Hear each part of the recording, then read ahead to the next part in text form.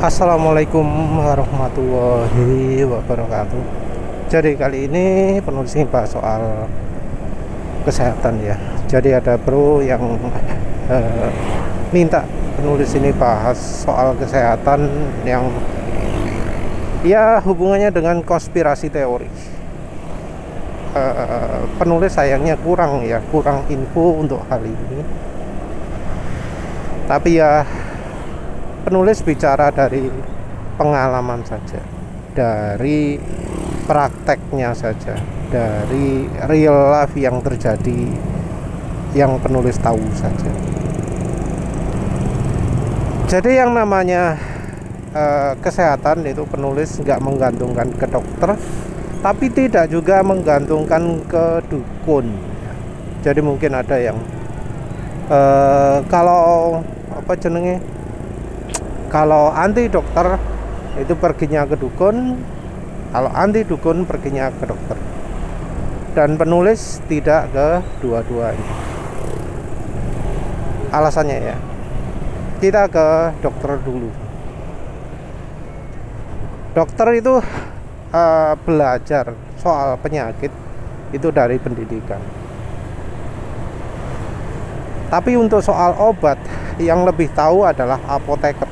Karena mereka pendidikannya jauh lebih dalam untuk soal obat-obatan.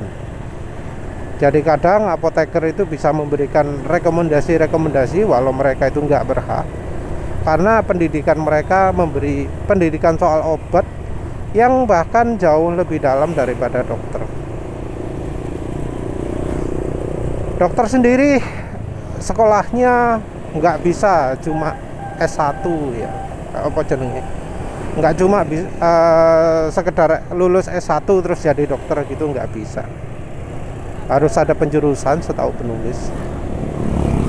Bahkan untuk jadi dokter umum pun harus ada pendidikan lagi kalau nggak salah. Apalagi kemudian ada dokter gigi, dokter mata, dokter macam-macam lah ya. Jadi dokter itu pendidikannya mahal. Setelah lulus pun nggak bisa langsung praktek. Ada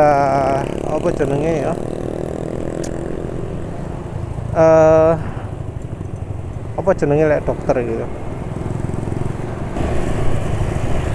Harus bakti wajib dulu ya, kalau nggak salah. Di puskesmas yang biasanya adalah di luar daerah. Jadi dokter-dokter muda itu harus praktek dulu di puskesmas atau di mana gitu ya, yang biasanya daerah terpencil.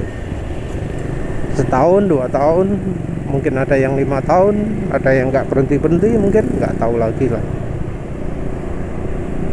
Setelah itu baru bisa praktek. Nah, satu ya, secara diagnosa penyakit itu dokter cuma bisa kira-kira. Jadi yang namanya gejala penyakit itu sangat banyak,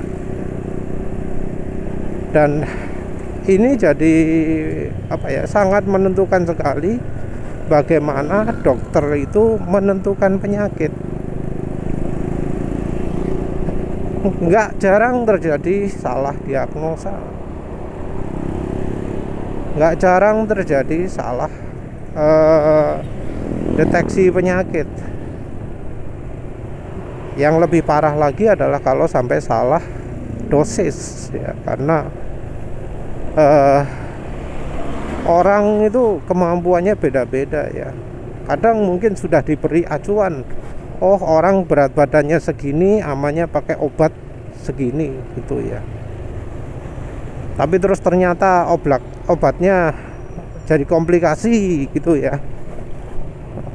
Pasiennya sering minum kopi, gak ngomong-ngomong. Padahal kondisi fisiknya lemah, jauh lebih lemah daripada yang kelihatan. Diberi dosis sesuai berat badan, bisa overdosis. Kalau overdosis, masalahnya itu lagi, obat itu efek sampingnya sangat besar. Jadi walau ya sumbernya nabati, ketika nabati ini diekstrak, ketika nabati ini diambil konsentratnya, maka efek negatif dari konsentrat ini juga akan meningkat.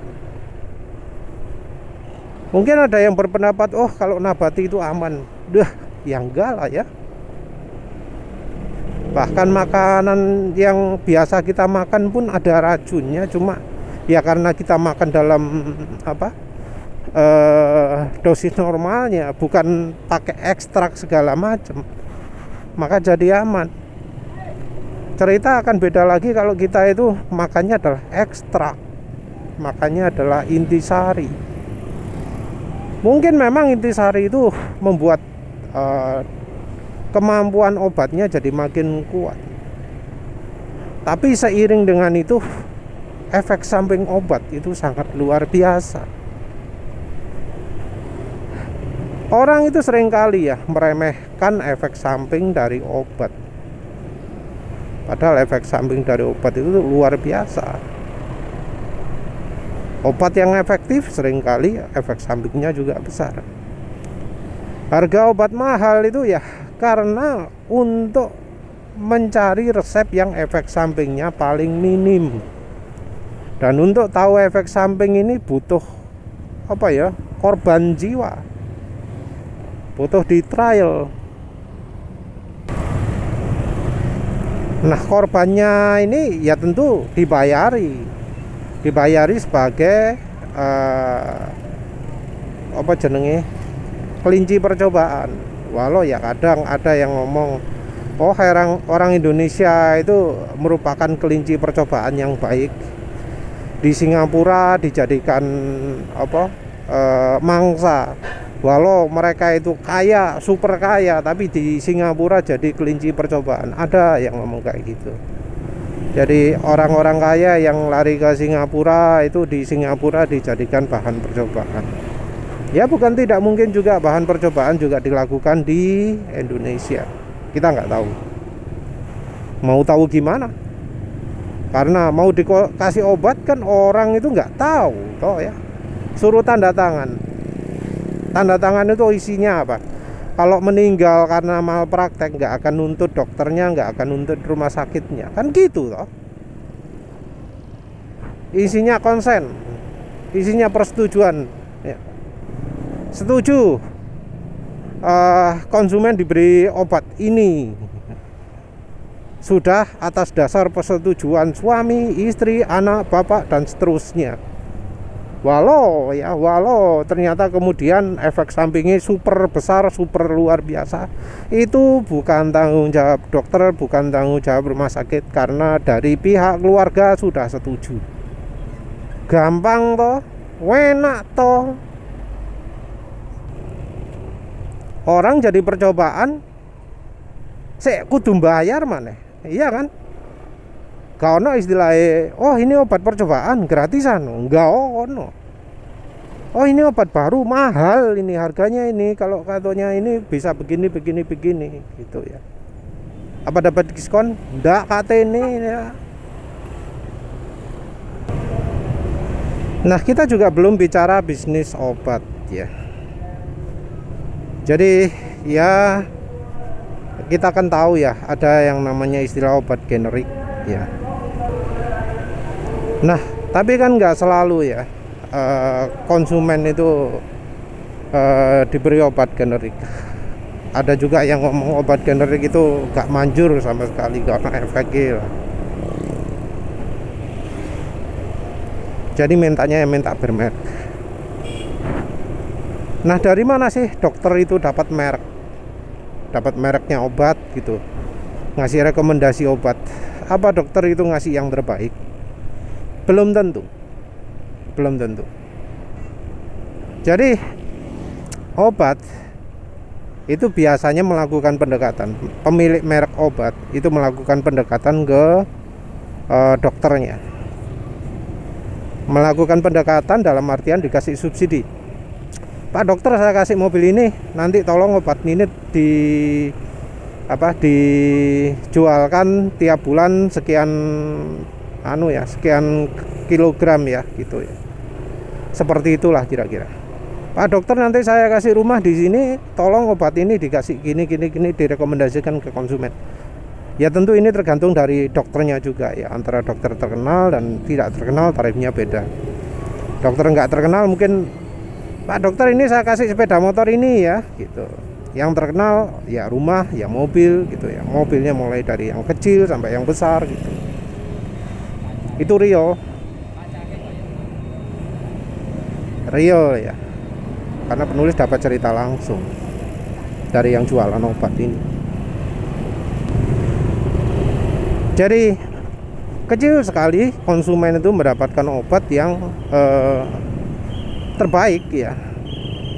Biasanya konsumen dapat obat ya karena dokternya disponsori oleh merek tersebut. Nah, gimana terus kalau kita terus menjumpai dokter yang ya disuruh memenuhi kuota oleh pabrik obat? Ah, dokter ini sebulan gini nanti apa dapat bonus gini Pak. Gimana kalau sudah nemu gitu? Nanti pas butuh nggak butuh kita dikasih obat itu. Padahal yang namanya obat nggak dijamin bebas efek samping ya. Malah obat itu seringkali efek sampingnya besar.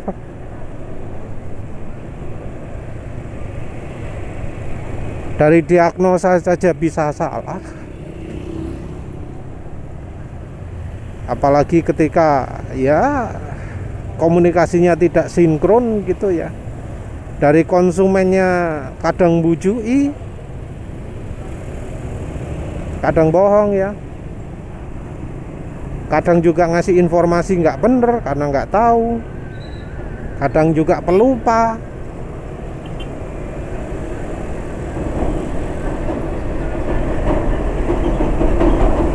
Bisa fatal akibatnya karena ya obat-obat itu kadang nggak kompatibelnya aneh-aneh. Mungkin nggak kompatibel asam tertentu sehingga terus nggak boleh makan ayam, tapi konsumennya pasiennya ngomong nggak makan ayam plus kok, terus ternyata makan ayam. Gimana?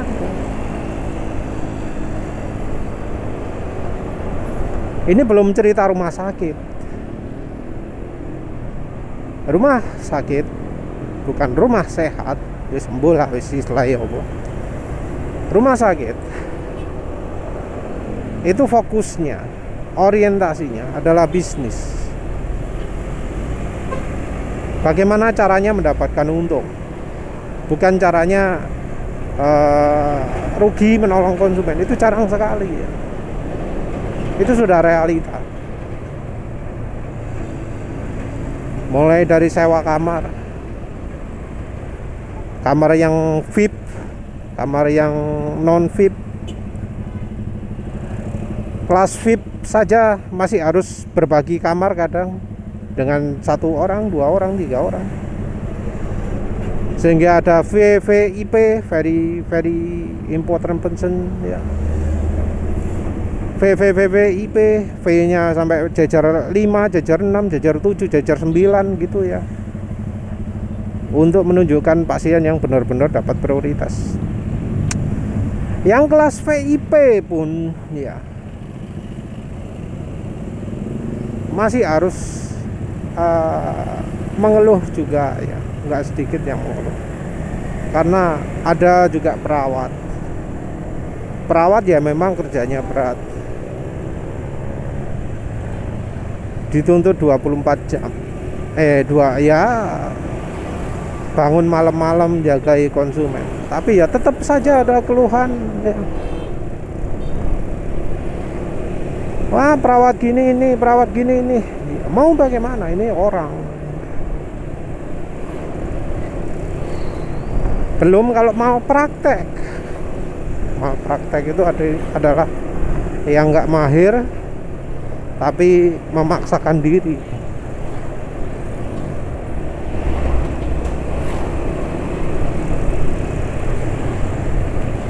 Kalau bicara soal praktek, aduh, makin ngeri lagi.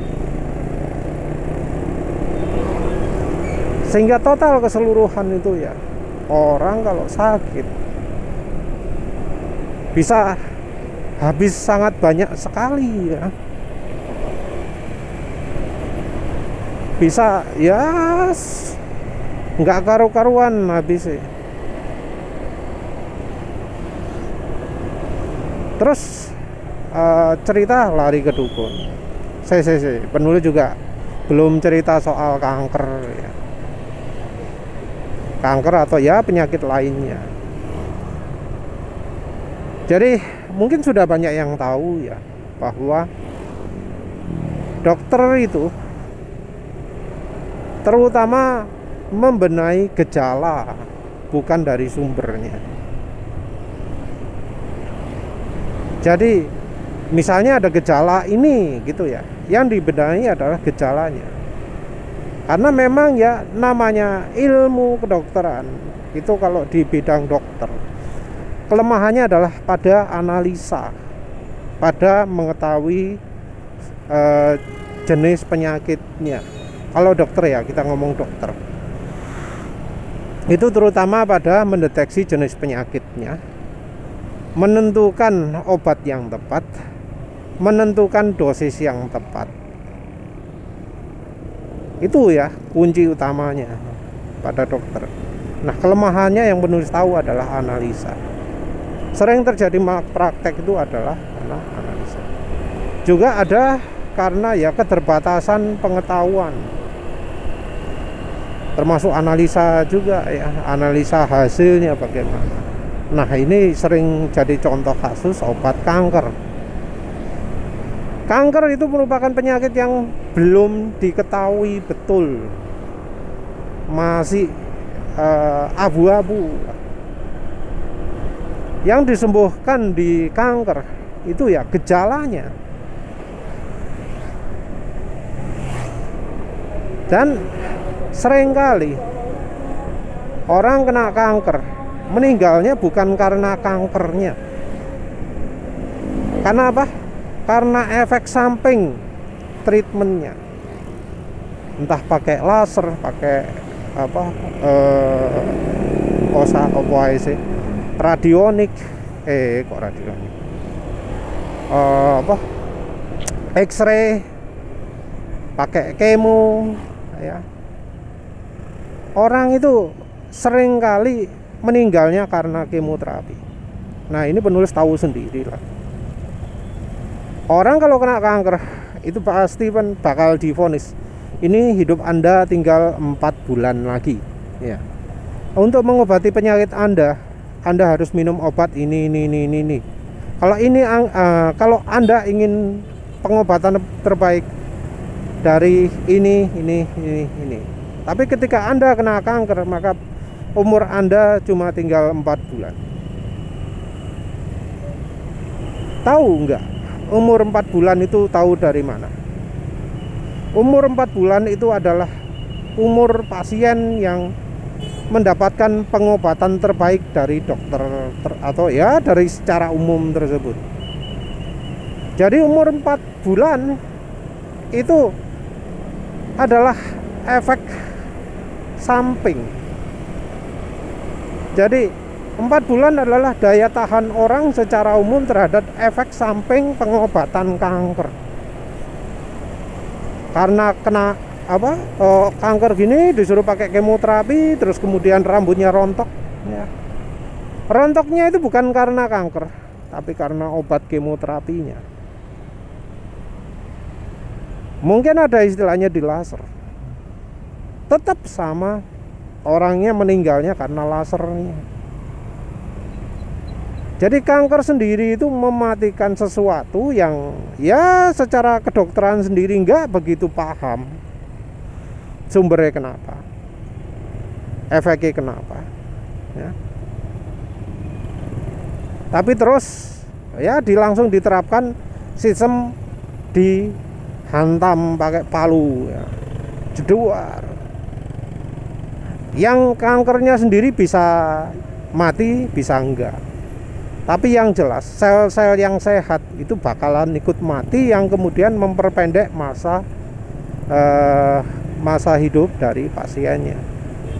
Juga kemudian muncul penyakit-penyakit lain sehingga orang kena kanker jadi bakal komplikasi banyak sekali ya. Kena hatinya, kena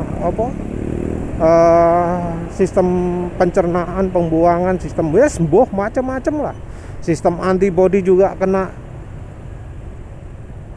Jadinya terus jadi sangat ringkih sekali tubuh pasien, yang kemudian ya jadi mempertinggi resiko kematian. Itu wes beneran. Itu resikonya dokter.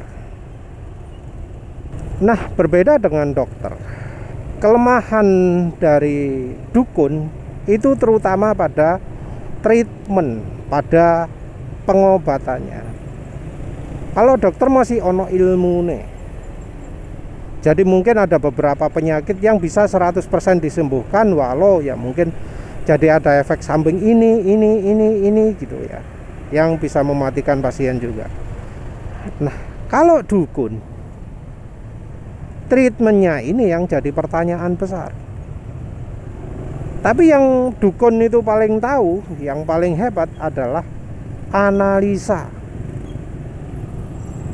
Jadi dukun itu hebat banget pada analisa, karena mereka pakai bantuan jin, dan jin bisa melihat kondisi tubuh manusia, bisa lihat kondisi darah, bisa lihat ya kayak misalnya yang dimakan tadi pagi, yang pernah kejadian, misalnya pernah jatuh di umur sekian, pernah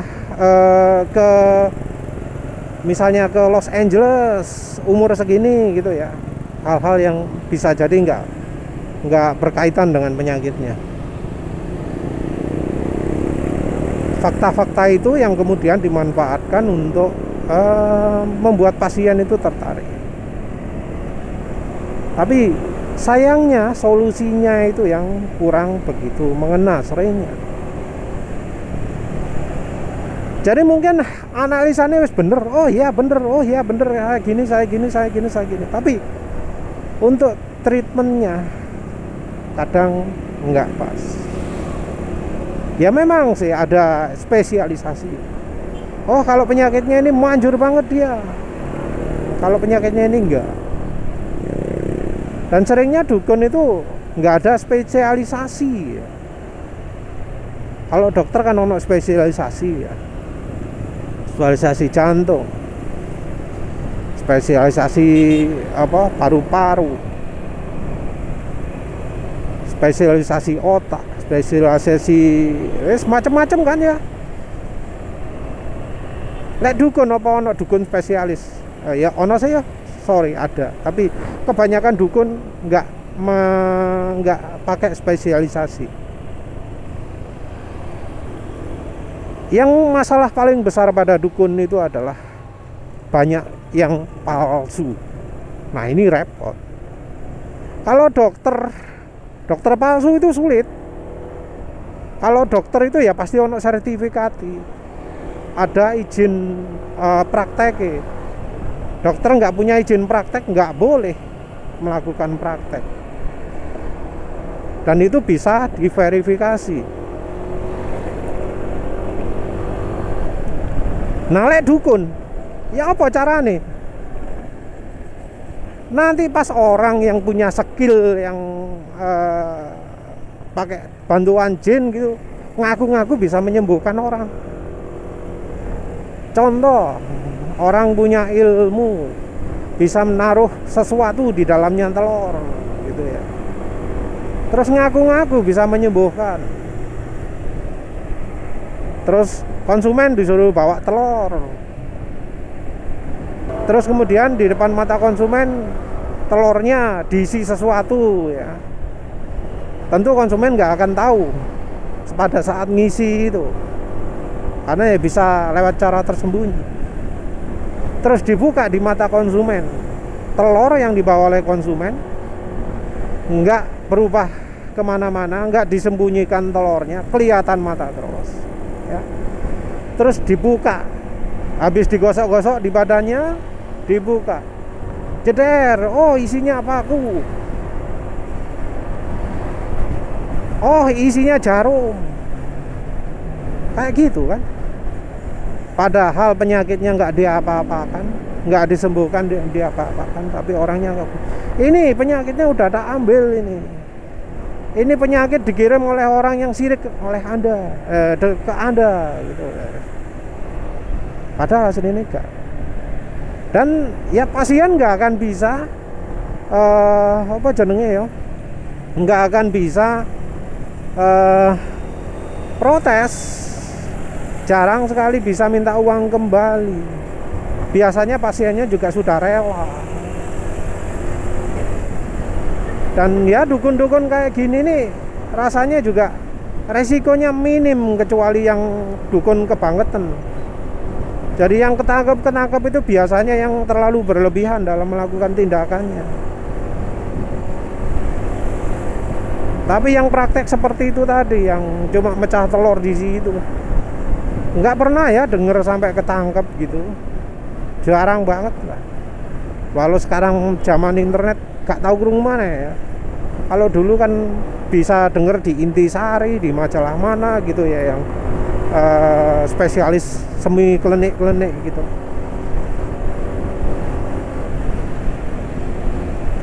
Yang punya ilmu tulen pun seringkali dari sisi treatmentnya ya.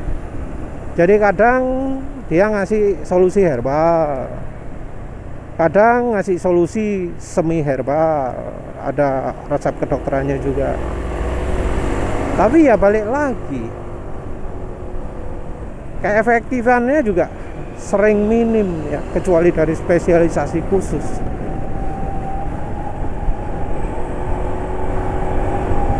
Tapi resiko lainnya yang penulis bikin takut itu ada, yaitu ketika dari dukunnya itu nyabotase.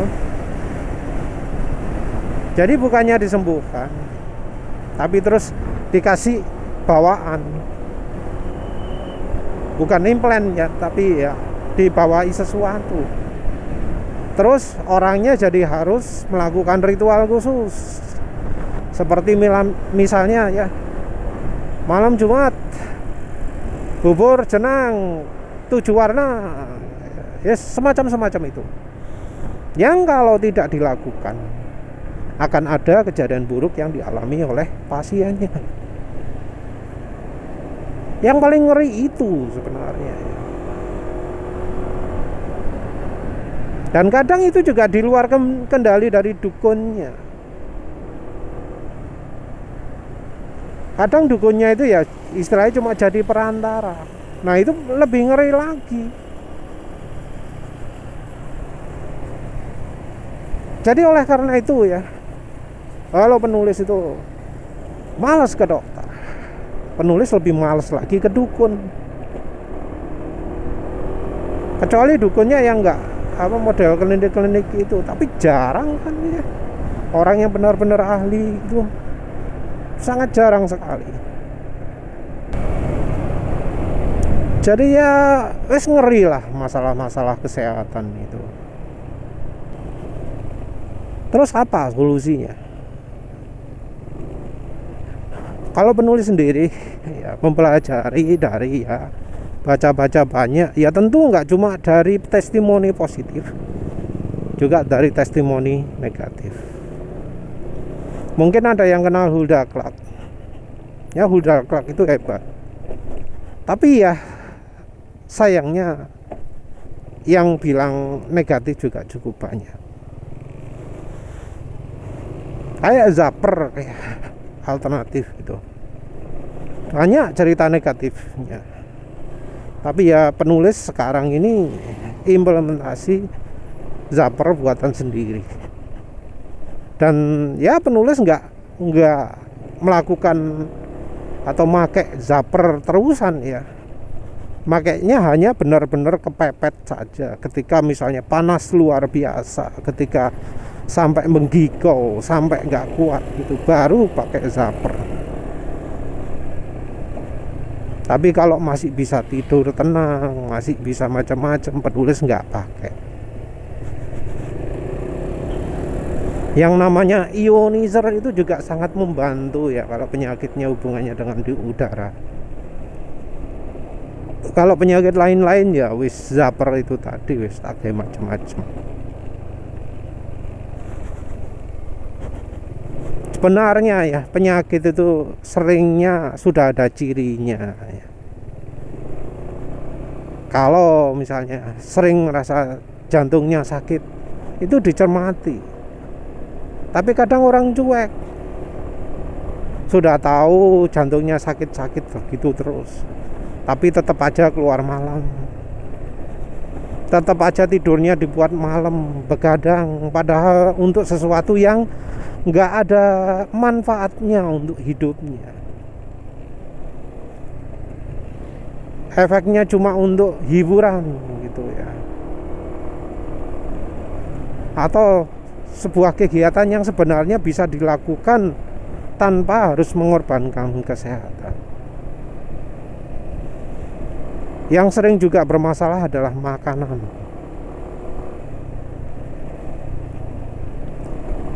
Sudah tahu ya, kalau makan bon cabe itu bikin bolak-balik ke kamar mandi, saya tetap aja dimakan.